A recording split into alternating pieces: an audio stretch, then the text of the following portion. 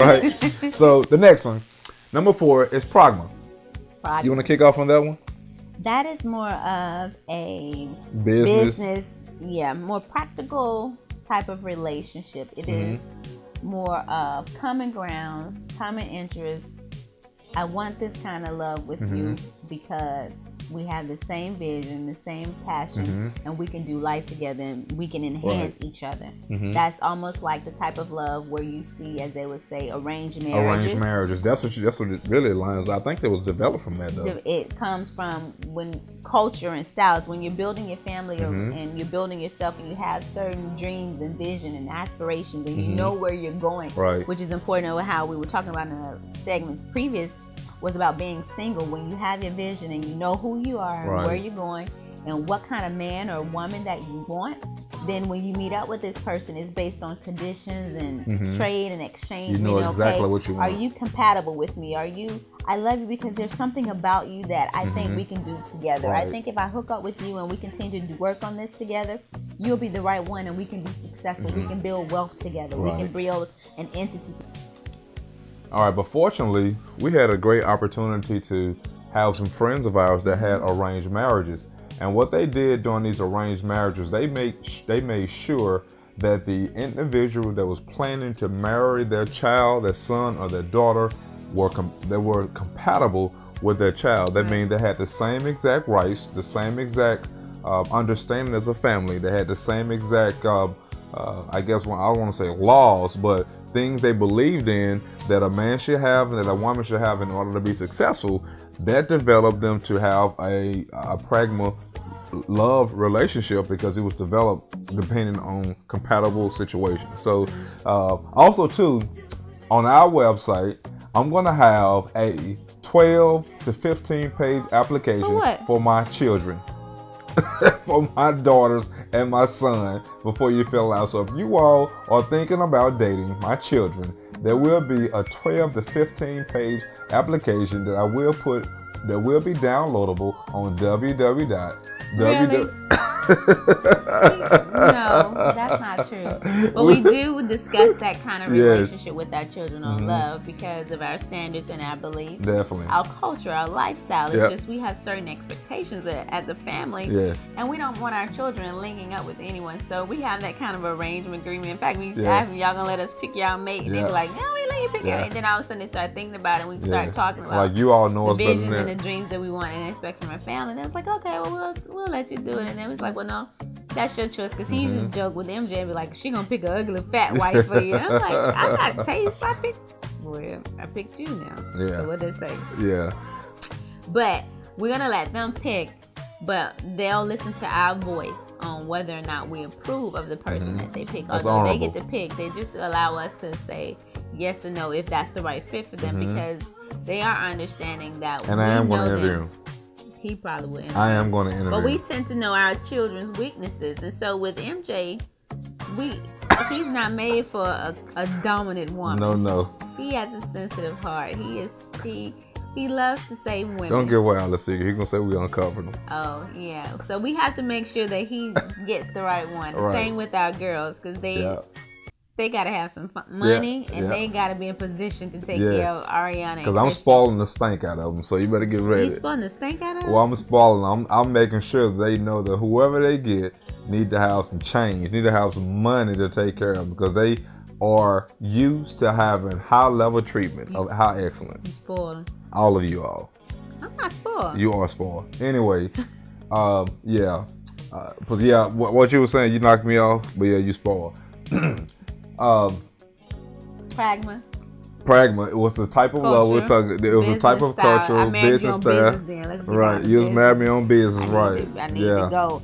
It's that wealth mentality. Like you have something that we can build together. Like it's a strategic plan of me knowing who I am and where I'm going and what I'm looking for. And then I research you. I study your background and I figure out whether or not we're compatible. Yes. And then as we spend that time together building and getting information and knowing one another, then that love is built, and it's just like, okay, we can do this. Love grows, because there used to be a saying where You don't marry the person you love the person you marry. That's good. And the problem has been so many people were getting married off of love, and then love changed. It does. But in this position, it was opposite. They were beginning to love the person they married because they loved off of a business type of standard. They came in with principles and guidelines, and they worked together, which grew them closer, which takes me to the point of why in a relationship and in a marriage, you really have to be careful when you have business relationships of the opposite sex.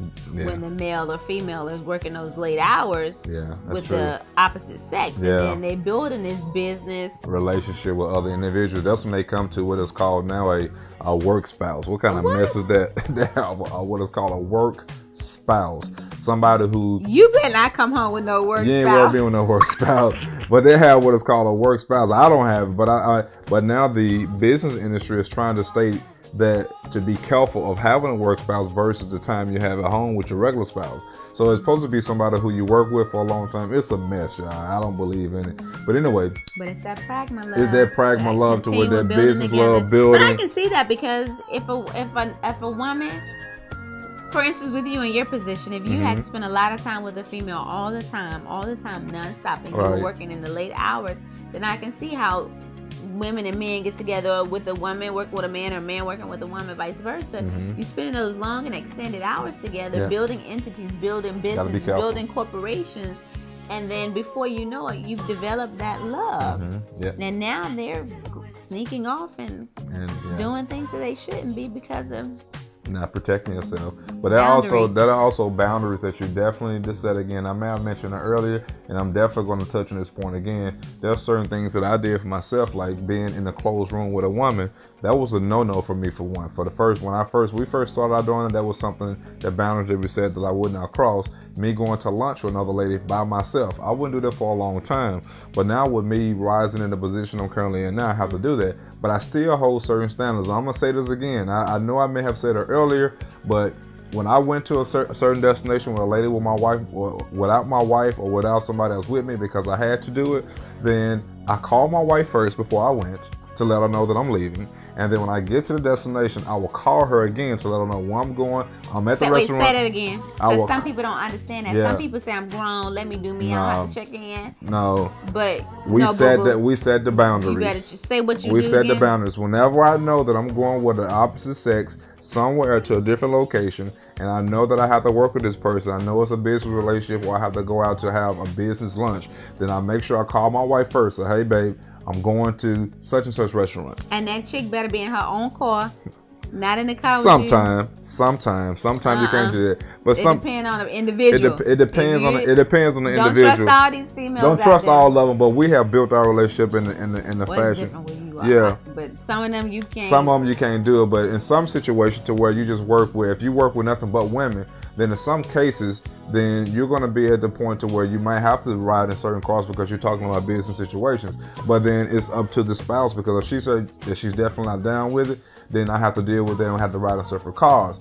But in certain situations, if you do find yourself in a position, which I recommend you not if you're not ready for that, then make sure either you're on the phone with your spouse the whole time while you're going, hey, I'm riding with you. My family, we believe in this, so I'm riding with you, but I'm going to be on the phone with my wife the whole time until we get there, just to make sure things are right. Because that protects you. And they need to know their limits, because if you got a weakness of women, right, and infidelity, yeah, that's true. And you already eyeballing this female, or you already identified this male, and you can't wait for him to ask you to come to lunch, then that's on your part. You need to know how to step back and stop putting yourself in these type of situations. It's called self-control. You got to learn to start having some self-control and have more appreciation about yourself and self-worth, and more confident, and know that you're more than what you're acting off of. You're more than these lustful eros type of desires and that you're following and rolling off of. You should just have confidence. Okay, no, we're not gonna do this today. We're not going down this road. And then too, just to back it up, that's why it's good, women, make sure that you're taking care of your business at home, to give your man no excuse at all to be falling by the wayside with anybody else. So if you're not taking care of your business at home, then you want to make sure that then that can be the open door. Make sure that your man, when he leaves, he's secure to know that his wife is taking care of him. You looking good. He's working around women all day. They're looking nice, looking fancy, have high heels on, and then come home and you in pajama pants with your hair all over your head. That don't work. I'm sorry. That don't work at all. So stay tight. When he come home, you should be tight. When you leave, he should be tight. So you are the apple of your eye. Sometimes people just say, I'm the apple of your eye, but there are things you have to put in place to make sure that you are the apple in his eye. That means when he come home, you should be just as dressed up. Don't be looking all ghetto. Look in the house. You come in the house, you ain't got no makeup on. You just looking dry. You've been sitting around the house all day looking dry. Fix yourself up. So make sure that there's no competition off for your man. But man, if there is an issue for you with infidelity or issue with the opposite sex, then make sure do not put yourself in a position. Mark my word, do not put yourself in a position. I'm giving you all boundaries because that's a dangerous rocky ground to be stepping on. Again, I'm gonna break it down to you again. I'm gonna be very repetitive in this. In a situation to where you have to do it, like myself, I'm in a career field to where I have to do it sometimes. But, and the career field I'm in is mostly women anyway. So when I'm in a situation, I make sure I call my wife first. I text her before I go anywhere to let her know when I'm about to leave. When I leave, she knows when I'm about to leave. When I get to my destination, I text her again. After I meet, I text her again and say, okay, I'm heading back to the location. I'm leaving from this location. When I get to work, I do that. It's not because of her insecurity. It's not because of my insecurity. It's because of the boundaries that we set before we even got married and when we were in marriage to make sure that we protect ourselves. But it was a build-up point to even get to this point here. And that goes too, though, back to honoring the covenant. Yes. It's so much more than just us. And I know we're supposed to be talking about pragma and the type of love style in the business, but this is very important in this area too, that we teach you how to keep, because we're about keeping the marriage together. Keep it whole. Making sure you stand together. And the marriage is for the long haul. It's not an in and out moment. I like you right now and then not, you know. And that's what the pragma does. The pragma sorts out and they plan, they get to know this person and they study them and they arrange and they put it together as a business plan, because once they link up together, it's no outing in their relationships and in their love. We're in this for the long haul. This is till death do us part type of love. This is like, I'm not going nowhere, you not going nowhere. I got your back, boo, you got my back, boo. And we're going to work this thing and we're going to be successful and we're going to be great at it and there's nothing we can't do. That's what the kind of love pragma is. And so in these areas of what we're telling you of how to protect yourself when it comes to your marriage, you have to make sure your relationships that you don't allow anything to come in to separate you and deter you from where you're going in your purpose. You got to protect yourself. Yes, you have to. And men, you really got to get out of that, I'm grown, I don't have to answer to nobody. Because I hear that more. The women say that more than the men say it about the women. But the men say it more to the women of, I'm grown, I work, I don't have to answer to you. I don't have to tell you where I'm going type of stuff. And that's not true, because you're supposed to be our support. You're supposed to be our covering. And if we don't feel like we're covered and we're supported, then where does that leave us in the opening? We've given up everything to follow and to join with you. Yes. And so you have to love us more enough to say, you know what? I value the covenant of God and the union that I vow with Him in our relationship. And so we're going to work it. Yep, you have to. And that's how it is. I just have to pause on that for a minute, because that is so big. And a lot of people don't realize that can be a breaking, that can be the something that can break the marriage fast, because that just kind of kills trust. It kills trust, and it not only kills trust. You can link up to the person, which is the next one, Manea. There's some crazy people out there. Yes. Our next point is these are the people that's psycho about love. These are the jealous. I'll let you go ahead and talk about it. But this is that person that says, "I love you, I love you." Then I'm crazy too. You don't know. They crazy all they do is. This is Manea is the type of love. Did I say it right? Okay, this is the type of love that when you have I'll say it with the rolling on Eros and Luda and Ludus that's kind of together. This is what is called a troubled love. This is what bursts domestic violence, because a person is so in love, they're willing to do anything to do. If I can't have you, nobody can have you. So this is when you see a lot of women that are turned up murdered because of their spouses or because of their boyfriends, are so in love they're controlling them. I mean, it's a strenuous jealousy, a possessional type of controlling relationship, to where this person is so dependent on you that you're the only person that can make them feel secure. You're the only person they love. You're the only person it's just ridiculous how I've seen people thirsty. They're just thirsty. They're just love. thirsty. Everything about you, your breath, your perfume. they can walk anywhere and smell your perfume, and somebody else have it on a cologne, and it's just I can't. Right. They don't can't like you having attention. They don't like the attention given to you by others. They're very protective. They don't want you grabbing anyone's attention or eyesight, or it's just like no, what do you keep you locked up type of thing. Is that's deadly. So you want to make sure that you protect yourself from stalkers.